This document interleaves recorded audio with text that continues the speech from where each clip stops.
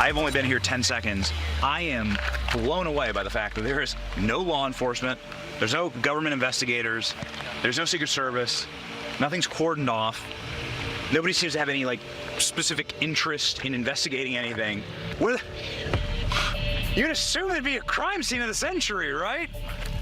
Nope. While on the ground, we are going to investigate 5 fatal security failures that created the conditions for Trump to get shot. Rooftop kill zones, security dead zones, Overwatch, the sniper's nest, and communications collapse. Folks, that's just a piece of what I think is one of the most important documentaries covering that fateful day.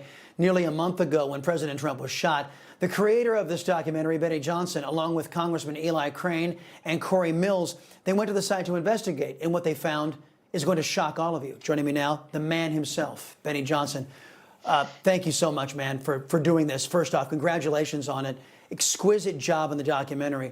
It's been nearly a month. Most of the media pretending like this never happened, but you raise so many basic unanswered questions. How did the sniper get within 130 yards of President Trump with a rifle? Why was there no coordination between local law enforcement and Secret Service that day? Secret Service confirms that Butler Rally was the first time that a Secret Service counter-sniper team was assigned to a Trump campaign event this year. And oh, that's when he gets shot. Where do you see this all going and where we are a month later?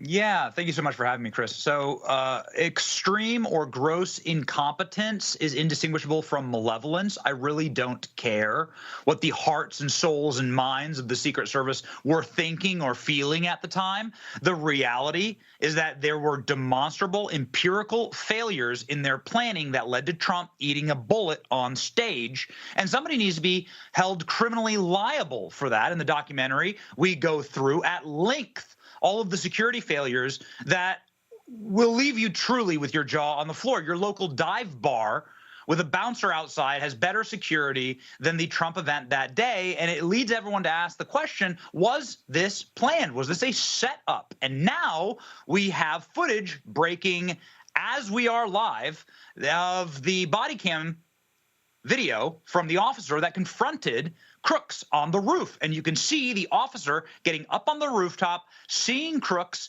and running back away from the shooter, which is insane. I mean, again, you're on a no-fail mission. You need to confront the shooter, but I'm not going to, Chris, I'm not going to hold local law enforcement liable.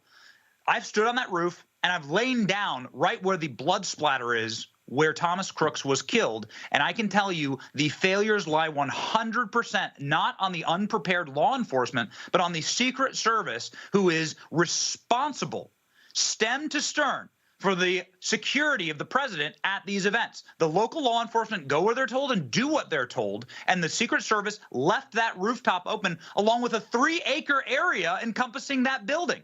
And so it really is, quite frankly, unforgivable and, more importantly, criminal. I look forward to a grand jury in Butler County, Pennsylvania, to hold people accountable.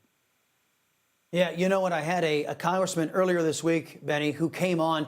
You're not the only one who's saying, wait a minute, there's just too many dots that don't connect here. So if we're not getting answers, we're getting stonewalled, everybody wants to sweep this under the rug.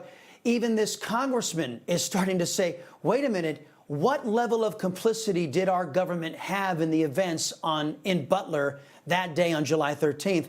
I think it's a fair question to ask at this point. Where do you think this whole investigation is going in the weeks, in the months ahead? Yeah, I think there's going to be 2 investigations. There's going to be the investigation that is set up by Mike Johnson, where he purposefully did not include Eli Crane or Corey Mills, who are 2 of the tactical experts that happen to be serving in Congress right now from Arizona and Florida, respectively, who've been shot at in war zones, who know what it's like to run counter-sniper teams.